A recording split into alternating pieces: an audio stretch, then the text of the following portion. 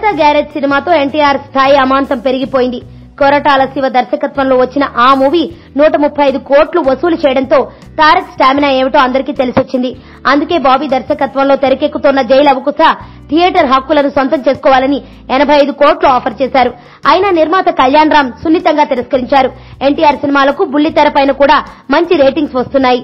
అందుకే సెట్ పై ఉండగానే జై లవకుశను కొనుగోలు చేసుకోవడానికి ప్రయత్నించాయి.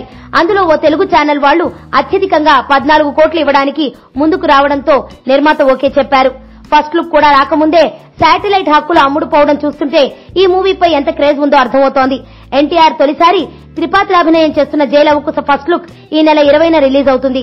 Hollywood legacy effects technicians Vance Hartwell, Bollywood ప్రముఖ కెమెరామన్ సికే మురళీధరన్ తదితర టెక్నీషియన్లు పనిచేస్తున్న ఈ మూవీ సెప్టెంబర్ 1న థియేటర్లోకి రానుంది.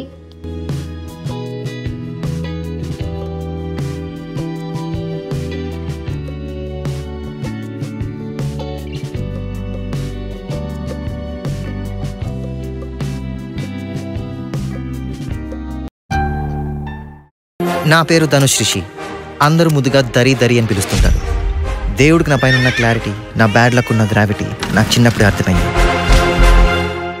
నా లైఫ్లో లక్ ఫ్యాక్టర్ రాంగ్గా ఉండొచ్చు, కానీ లవ్ ఫ్యాక్టర్ మాత్రం చాలా స్ట్రాంగ్గా ఉంది. ఒక మనిషి చేయి చూసి తన జాతకం మొత్తం చెప్పేయగలను.